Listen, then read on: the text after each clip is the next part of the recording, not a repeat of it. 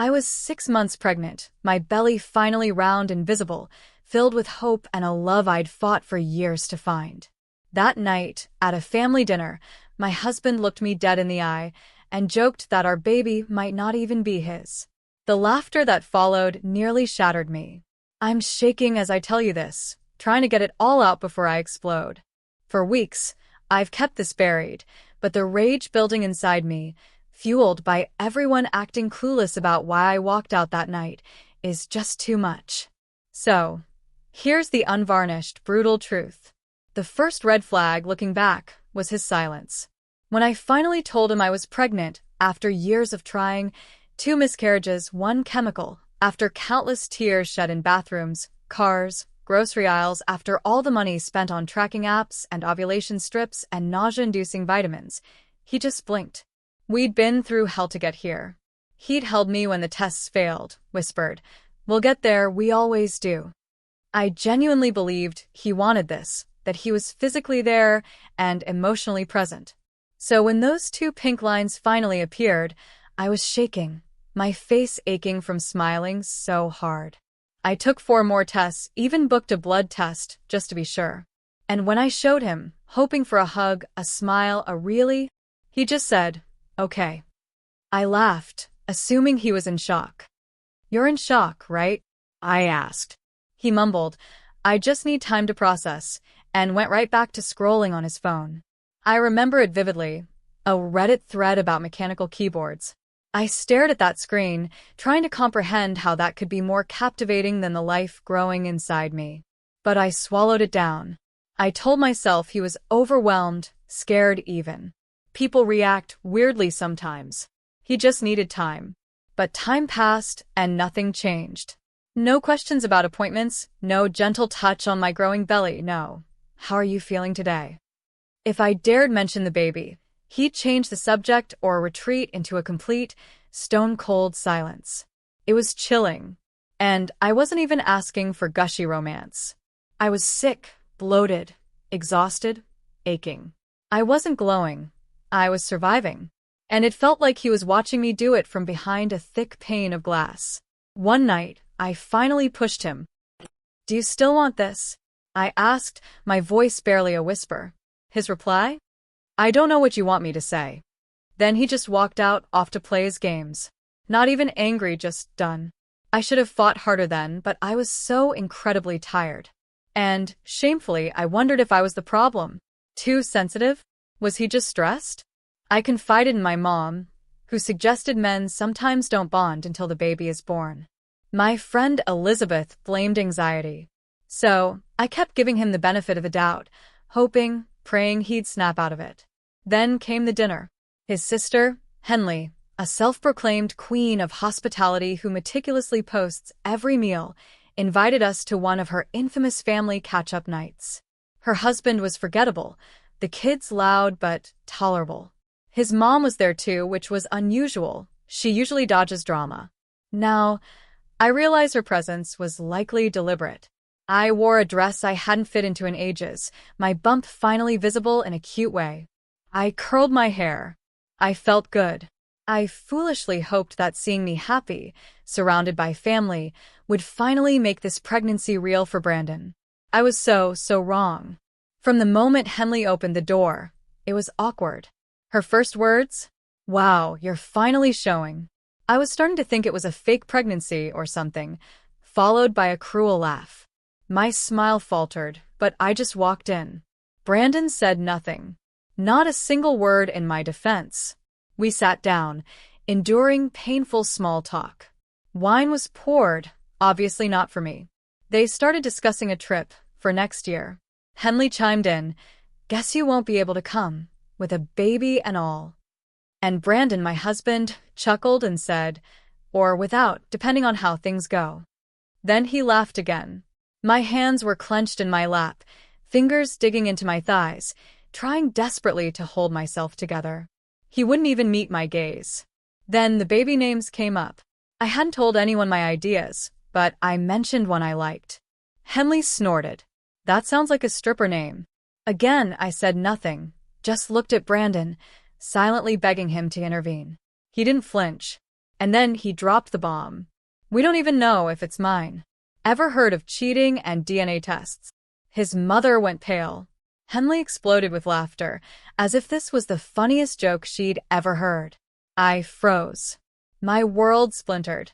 Henley, truly a villain in this story, added, that kid's doomed with her as a mother. I felt like I was watching a twisted movie, utterly detached. No one said a word. No one stopped them. I slowly put down my fork, pushed my chair back, and stood up. I looked directly at him, my voice dangerously calm. You're right. This child doesn't deserve a father like you. Then I turned and walked out. Not a single soul followed me. No one called my name. I got in my car and drove home, leaving him and his laughing family in the rearview mirror. That was 3 weeks ago. I haven't seen him since. He texted once, claiming I overreacted, that he was just joking to lighten the mood. I didn't reply. His mom texted too, apologizing for things getting tense, and suggesting we clear the air over lunch. I blocked her number, without a second thought.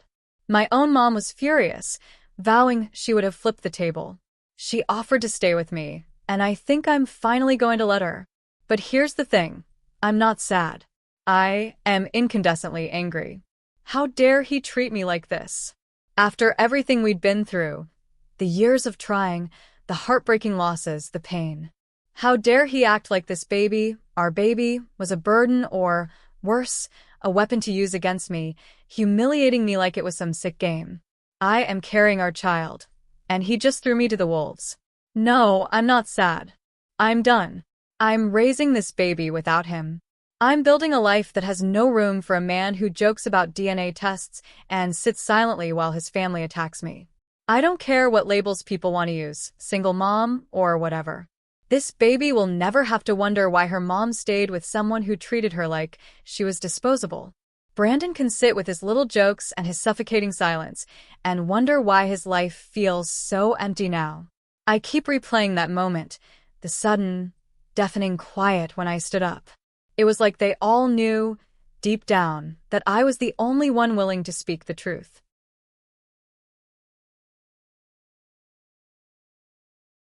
And now, I'm making plans. I have an appointment next week to discuss all my options, legal, financial, everything.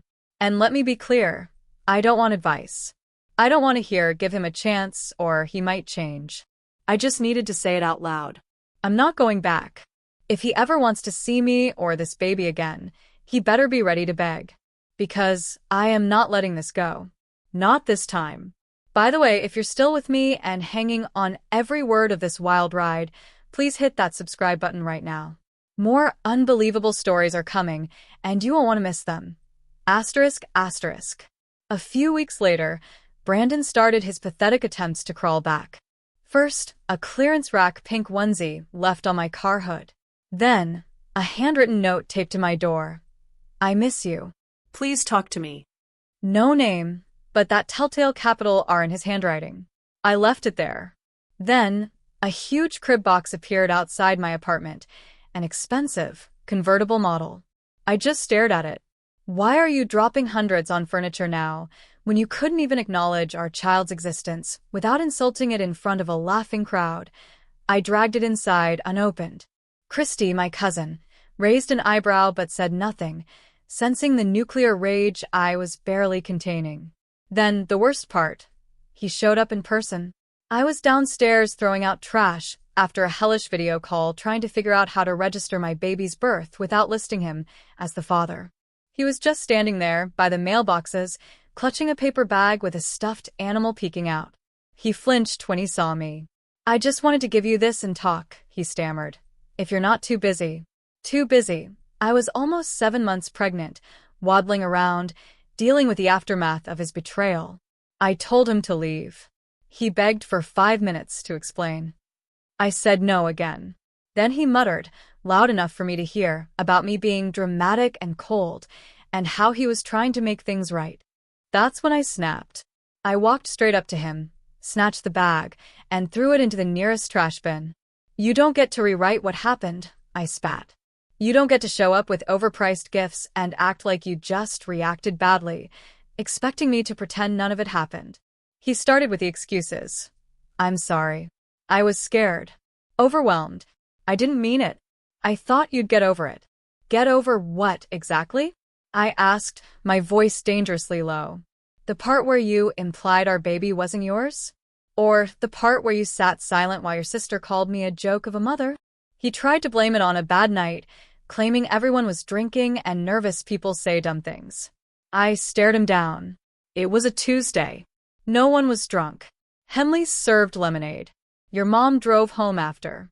There was no alcohol. He blinked, as if he'd forgotten his own lie. He tried to touch my arm. I recoiled. And then, it flipped from pathetic to absolutely infuriating. He said, I already told my mom we're working it out. She's expecting to visit when the baby's born.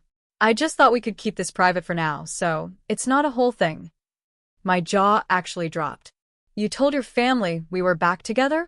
He nodded like it was the most logical, normal thing in the world. And that's when my hand moved, without my brain even catching up. I slapped him. Not out of blind rage, but pure, unfiltered disbelief.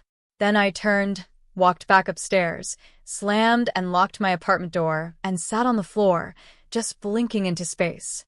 It only got worse. Days later, Elizabeth called. She'd run into Henley, who had the audacity to act like nothing happened, gushing about how excited she was for the baby, how glad she was things were smoothing out, and how she knew Brandon would come around. It all clicked. The onesie, the note, the expensive crib, it was never about me or the baby. It was about optics, about saving face, about Brandon preserving his golden boy image, the one who eventually got his act together and made it work with his baby mama. I was absolutely fuming. I knew what I had to do. I dragged that crib box back down, bungee corded it into Christy's car, and drove straight to his mother's house. No text. Just a knock on the door. His mom answered, surprised. Oh, hi, you look well. Is Brandon here? I asked. No, he's at work. Good. I pushed the massive box inside the doorway, walked in, and said, just returning the lie he sent me. She looked utterly confused. What do you mean? Your son told you we're working it out, I stated, my voice steady. We are not. And we never will be. And if you show up at the hospital, or my apartment, or anywhere near this child when she's born, I will file a restraining order so fast it will make your head spin. As I turned to leave, she quietly said, trying not to escalate, You're making this harder than it has to be. I actually laughed. A real, bitter laugh. Because that's always the line, isn't it? Women like me are always making it harder, always overreacting, too emotional, or too angry when we refuse to let people treat us like garbage. I walked out, slammed the door. I haven't heard from him directly since. But I know he's still spinning his little stories. A mutual acquaintance told me he's claiming I had a hormonal breakdown and that he forgives me, even though I lashed out. He's painting himself as the forgiving, mature one. I'm not even surprised anymore. It's his pattern. Make a mess, then play the hero for cleaning it up. But here's the thing. I'm not cleaning it up for him. He can keep his crib. He can keep his stories. He can keep pretending this baby was ever about him. Because the truth is, he never really wanted to be a dad.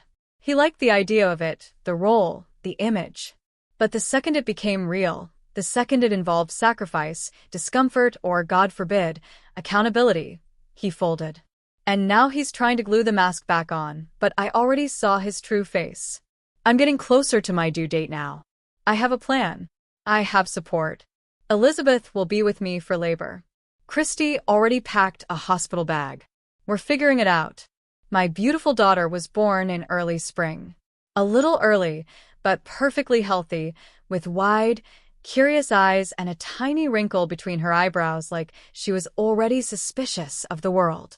Christy was my rock in the delivery room. Elizabeth arrived the next morning with bagels and a balloon that screamed, "You did it, bitch." I didn't tell Brandon.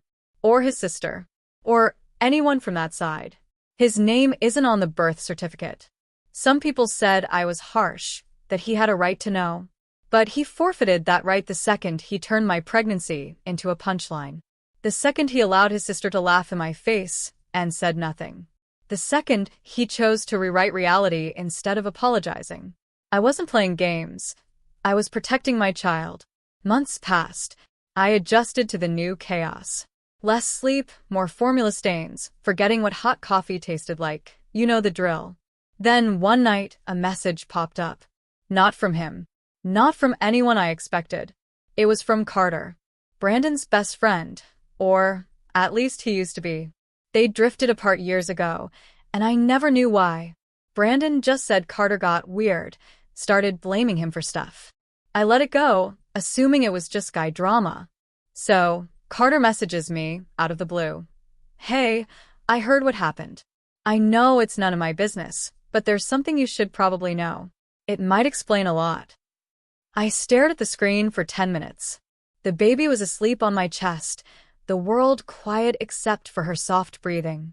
I almost ignored it, but curiosity won. Go ahead, I typed. And then he dropped the bomb that explained everything. Apparently, back in his early 20s, Brandon got someone pregnant. Not me, not any ex I knew about, just a woman he dated for about 6 months. She told him, and he completely freaked out. Not just, I'm not ready, freaked out, but a full-blown meltdown.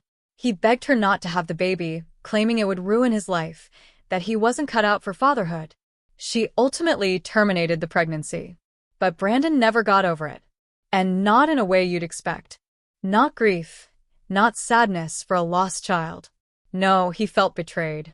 He twisted the entire thing in his head, convincing himself that pregnancy was a power trap, that women use babies to manipulate men, that it's always about control. Ever since, he's harbored this deep, messed up resentment toward the idea of being a father, viewing it as some kind of punishment. Carter said he noticed Brandon making dark jokes about getting tied down or never trusting a positive test. He dismissed it at first, but it grew worse, more bitter, more mean. When I had my miscarriages, that side of him was hidden. He was seemingly supportive. But now, looking back, I see it clearly. He was more relieved than sad. The way he'd changed the subject, never wanting to talk about trying again, flinching when I showed him baby stuff. He didn't want to be a dad. Not even with me. I sat with that information, a cold knot in my stomach. It made me sick. Not because I doubted it, but because it fit. It made too much terrifying sense. And yes, I know people have trauma, bad experiences, fears. But he never said a word. He never gave me a chance to understand.